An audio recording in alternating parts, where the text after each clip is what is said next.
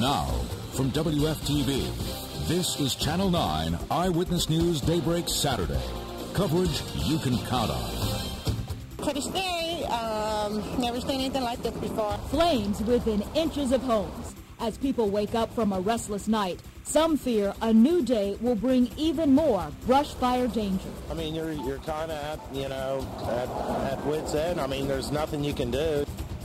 The brush fire battle continues for yet another day. Good morning, I'm Vanessa Eccles. At 7 o'clock, here's the latest. Major fires are burning in Brevard and Volusia counties right now.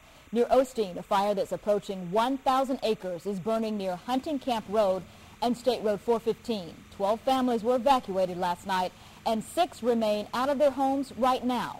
Overnight, crews used bulldozers to draw fire lines, hoping to prevent that fire from spreading. And Hunting Camp Road remains closed this morning. In Brevard County, a new fire flared up last night near Cocoa and has now burned up to 100 acres. It's now contained, but not before flames crept dangerously close to 12 homes. They were temporarily evacuated. Overnight, firefighters monitor the area for hot spots. That fire is in addition to a monster 7,000-acre fire that has burned for more than a week in the Canaveral Groves area. Heavy smoke from that fire has caused major problems for drivers all week. Meanwhile, firefighters have been using mosquito control helicopters to dump water on the leading edge of the fire, trying to slow it down. Our team coverage continues this morning with Channel 9's Melanie Holt live near Osteen. Mel? Vanessa, this morning, firefighters finally have first light out here to take a closer look at the efforts they've made overnight, and they're getting their game plan together for this morning. They want to see if their efforts to trench around this 1,000-acre brush fire, as well as dampen some of the hot spots, have paid off. At the moment, about a half a dozen people are still out of their homes, all of those living around the Hunting Camp area. There were just too many hot spots out in that area to leave some of those homeowners out there overnight, and they say with the rough terrain and the dark conditions, firefighters really couldn't guarantee safety out there. So that's one of the areas they'll be checking on first thing this morning. But they say that they've been keeping an eye on hot spots all around the area, hoping that what they've done already has done enough. Some of those fires have backed, as we call them, into areas, and we've just been monitoring those overnight, and where we can get to them or monitor for a flare-up, we've been addressing those. This area has quite a variation in terrain in terms of wet areas and some soft sand areas. We've had bulldozers working all night long, and we've been supporting that operation and basically managing the fire as we can access it and get to it. Firefighters have also been in close contact with FHP. At the moment, State Road 44 and I-95 are both open in this area, but they know the winds could change, smoke could rise up, and they might have to close those roadways yet again. At the moment, everything's still open, but they're keeping a close eye on that as well this morning. We're live here in Volusia County. Melanie Holtz, Channel 9 Eyewitness News. Melanie, thank you. Now to Brevard County and that new fire that flared up near Cocoa. It's now contained. But last night, these flames burned within inches of some homes in the Dalehurst Ranches subdivision. That's near I-95 and State Road 524. Overnight, firefighters did everything they could to prevent this from flaring up again. Channel 9's Dane Weister continues our team coverage.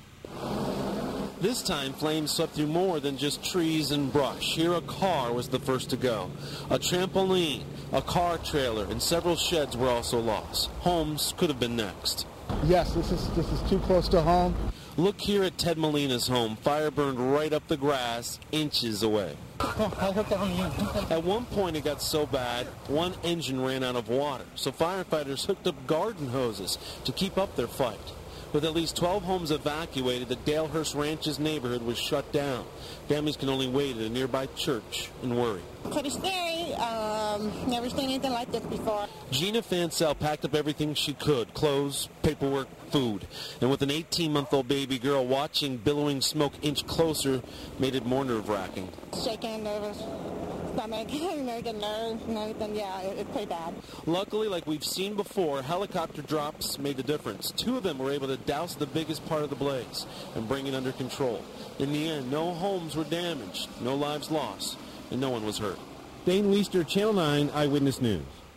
Firefighters say the fire near Cocoa that caused the evacuations is completely separate from the other massive fire in Brevard County. 11 miles north of the Dalehurst Ranches subdivision, the The fire that spread to more than 7,000 acres in the last week is still smoldering in the Port St. John area. The Florida Highway Patrol is warning you to be careful if you're driving in Brevard County on I-95 or the beach line.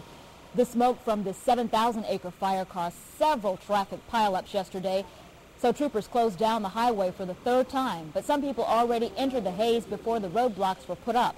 And one accident led to another, which led to another. Like a pinball. There wasn't much I could do. I was along for the ride. Definitely lucky. I have no doubt about that. I'm just happy to be alive. Troopers say there wasn't much anyone could do to avoid these crashes. FHP says it plans to add more resources, and over the weekend will make a decision sooner about closing the roads. So far this morning, I-95 and the beach line are open. Here's a live look at the roads from our Department of Transportation cameras. On the left, you see the beach line east of I-95, and then on the right, another look at the beach line. We are continuing to monitor any reports of smoke or other problems. Haven't had any reports so far this morning. You can see from the cameras looking relatively clear there in both of those areas. We'll let you know immediately if there are any road closures. Unfortunately, there is only a slim chance of rain in the forecast today to help in the firefight. And again, the wind is a big problem. Let's get the latest on the fire weather warning for all of Central Florida with meteorologist Arch Kennedy now in Severe Weather Center 9. Well, wind and low humidity, Vanessa, that is going to be the topic as we go through the day, especially south of Orlando. And I've detailed just where our biggest fire danger is. We're talking about Polk, Osceola, and southern Brevard County. That is where the red flag warning is today from 1 until 8 o'clock. Other areas still very dry and is susceptible to fire, but the greatest concern is south of town. You can see this morning winds have died down, generally calm to out of the southwest at around 5 miles per hour to 10 miles per hour. They're going to pick up a little later today, and you can see a front producing showers toward northern Florida. That will not get here, unfortunately. Coming up, we'll see how dry it is where you live and if or when you will see rain in your neighborhood coming up. We are tracking every development in the brush fire battle, and throughout the morning, we'll let you know if there are any flare-ups or road closures. And for another look at the fire video and for a breakdown of the Brevard County fires, just log on to our website, WFTV.com. New from overnight, a car accident in Orange County claimed the life of a bicyclist. Florida Highway Patrol troopers say the man on the bike was crossing Weatherby Road when he was struck by a car. The bicyclist was thrown about 25 feet and did not survive. No charges have been filed at this time. Possible food poisoning kept sightseeing tourists away from Orlando longer than planned. 10 AirTran passengers complained of nausea and 4 became physically ill before their plane left the gate at the Baltimore-Washington airport last night. According to an airport spokeswoman, they believe the tourists ate bad chicken Caesar salads while sightseeing in Washington. After some recovery time, the passengers boarded another flight and arrived in Orlando about 1 o'clock this morning. Confrontation after an Action 9 hidden camera investigation. Hey, guys. How you doing now? Todd Ulrich from Channel 9. Watch as we expose the tests some companies use to frighten people about their water and the tactics they use to scare people into spending thousands of dollars. And next, why investigators say a chemistry teacher cooked up more than just ideas for experiments inside her Volusia County home. Time now, 7:08.